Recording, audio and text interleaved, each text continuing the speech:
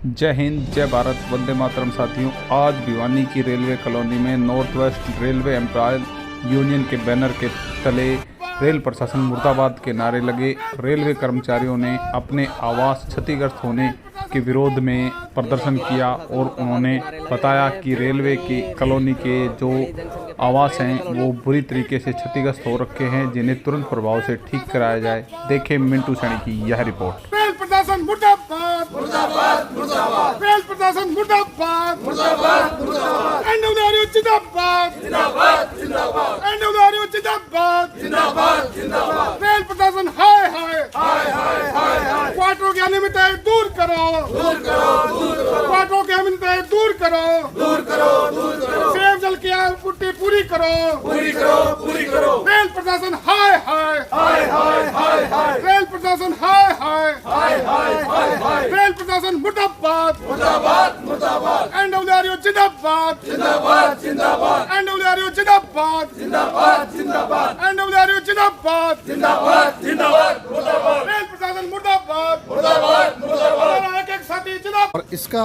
मंतव्य क्या है ये मैं आपको स्पष्ट कर देना चाहता हूँ कि कोरोना काल के समय से ये स्थिति बिगड़नी शुरू हुई थी और उसका प्रभाव अब अंततः इस कदर आया है कि वो बिल्कुल व्यवस्था दम तोड़ चुकी है। कोरोना काल में एक दौर ऐसा आया, एडीएन सरसा ने मुझे कहा जी बजट कम आया है और आप सिर्फ सर्विस बिल्डिंग का मैटर देना, रेजिडेंशियल का नहीं देना। अरे उसका घर ही सही नहीं होगा तो ऑफिस में जाएगा क्या? 2 साल पहले की घटना आपको याद होगी, यही बारिश का मौसम था। लखनऊ चारबाग कॉलोनी में एक आवास की छत गिरी, परिवार पूरा सोया हुआ था, वो सोया ही रह गया, उठने का कोई चांस उनके पास नहीं था। पति पत्नी और 3 बच्चे, सबकी मौत होगी। तो प्रशासन कब जागेगा? जब ये हादसे होंगे। कोरोना जा चुका, सारी व्यवस्थाएं दुरुस्त हो गई, सब कुछ होगी, लेकिन उसमें जो कटौती की गई थी वो चीज़ें लौट के वापस धरातल पर आई नहीं। हमने एडीएन इन्फॉर्मल मीटिंग में रखा, ऐसे ऐसे क्वार्टर 3 महीने बैक डेट में अलॉट करके रेंट काट दिया और रहने लायक है नहीं, उससे पूछे ही नहीं गया।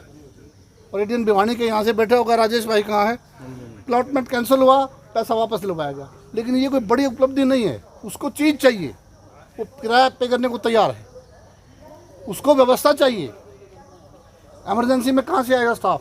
स्टेशनों पे क्वार्टर नहीं है, मूलभूत सुविधाएं नहीं है, रहने के लिए नहीं है, और जो है, पहली बात तो क्वार्टरों की कमी है।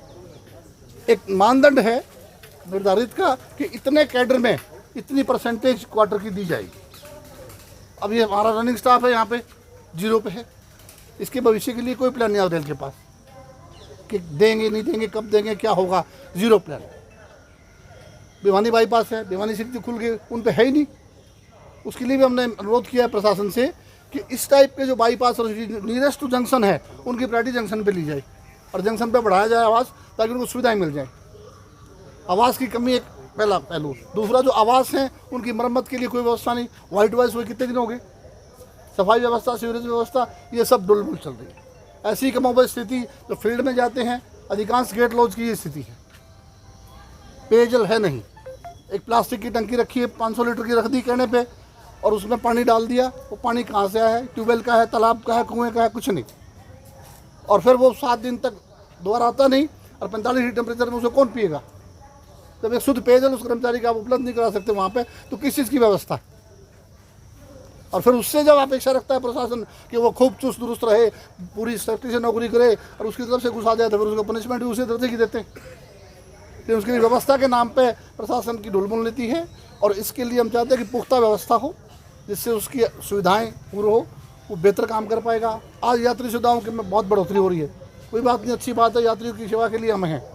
ABBS में स्टेशन पर बहुत पैसा लग रहा है, लेकिन जो कर्मचारी इस व्यवस्था को चला रहा है उनके लिए भी तो थोड़ा 10% ही दे दो।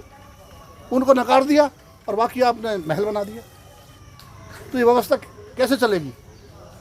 जब जो रीढ़ है, जो कर्मचारी इस व्यवस्था की रीढ़ है रेल संचालन की, उसकी जब देखभाल नहीं की जाएगी तो संचालन व्यवस्था ज़्यादा दिन तक नहीं चल पाएगी। आखिर में प्रभाव दोनों अध्यक्ष जी और मेरे रेल साथियों, जैसा कि अध्यक्ष जी ने बताया, ऐसी समस्याएं तो हैं, इसको हम नकार नहीं सकते, लेकिन साथ के साथ समस्याओं में कमी करने के लिए कुछ तो प्रशासन अपने तरफ से कदम उठाए, कोई रिपेयरिंग करे या कोई जिस तरीके से भी हो सकता है। बड़े बड़े क्वार्टर बने हुए हैं, लेकिन अंदर जाने पे उनकी हकीकत पता चलती है। शायद ही किसी घर में प्लास्टर 6 फीट के नीचे टिका हुआ है। 6 फीट से ऊपर तो आपको मिल जाएगा, लेकिन 6 फीट के नीचे सारे के सारे प्लास्टर झड़े हुए हैं। दरवाज़ों की स्थिति भी वैसी ही है। सीवरेज की व्यवस्था इन्होंने बताई। ये जो पानी आता है, हमारे ही साथी कर्मचारी पानी की सप्लाई करते हैं, लेकिन आप पानी की क्वालिटी चेक कर लीजिए। मैंने चेक किया था, 700 प्लस है उसका TDS, 700 प्लस TDS। प्रत्येक 2 से 3 महीने में मैं RO जो लगवाया हूँ उसमें 1200 से 1500 रुपये खर्च होते हैं। सारे उसके मेम्ब्रेन वगैरह चेंज करवाने पड़ते हैं। अब 700 प्लस यदि TDS है, ये जानवर के लिए भी खतरनाक है। हम लोग तो इंसान हैं, जानवर यदि ये पानी पी ले तो बीमार पड़ जाएगा। तो कुछ तो सुधार होना चाहिए, कुछ इसके लिए कुछ न कुछ सरकार को एक्शन लेना चाहिए, प्रशासन को एक्शन लेना चाहिए। और इसके लिए भी जिम्मेदार हम ही लोग हैं कि या तो हम लोग अपनी आवाज़ को वहाँ तक सही तरीके से पहुँचा नहीं पाते, और या तो पहुँचाना नहीं चाहते, जैसे तैसे जीने की आदत पड़ चुकी है कि हम तो वही 700 TDS वाला ही पानी पिएंगे, प्लास्टर झड़ा हुआ उन्हीं क्वार्टरों में रहेंगे, बिजली फिटिंग ख़राब है उन्हीं जैसे तैसे काम चलाएंगे। तो कहीं ना कहीं अपनी आवाज़ बुलंद करनी होगी, और आवाज़ बुलंद करेंगे तभी प्रशासन सुनेगा, अन्यथा वो कुछ सुनने वाला है नहीं। धन्यवाद। वह मेरे सभी प्रभारी व सभी साथीगण, आज आप छोटी सी कॉल पर इतनी भारी संख्या में यहाँ पहुँचने का काम किया, इसके लिए मैं सबसे पहले मैं सबका आपका आभार व्यक्त करता हूँ। साथियों, जैसे कि अध्यक्ष जी ने, पांडे जी ने बताया है कि हमारी रेलवे की क्या क्या समस्याएं चल रही हैं। सबसे बड़ी समस्या तो हमारा हर कोई क्वार्टर ऐसा होगा जिसके पीछे सीवरेज जाम होने का काम नहीं हो रहा।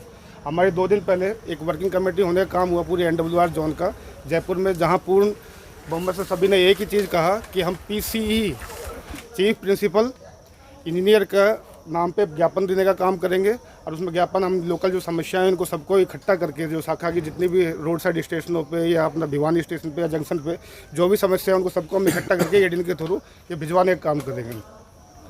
तो आप इस छोटी सी कॉल पर इतने लोग इतनी अच्छी संख्या में पहुँचे, मैं तहे दिल से आपका आभार व्यक्त करता हूँ और बहुत बहुत धन्यवाद करता हूँ। धन्यवाद सर। रेलवे कॉलोनी की बिल्डिंग को बने कितने साल हो चुके हैं? ये तो रिकॉर्ड की समय सीमा है, जो कि ऑथेंटिसिटी के साथ तो आपको कार्यालय से मिल सकती है, EDN ऑफिस से। जहाँ तक हमारा मानना है, हम लंबे अरसे से मोर देन 20-30 ईयर्स से इसको देख रहे हैं, ये अस्तित्व में है। तो इसमें सर देखा जा रहा है किसी की छत गिर रही है, किसी के छज्जे भी गिर रहे हैं, फिर इसमें कोई एक्शन क्यों नहीं लेता?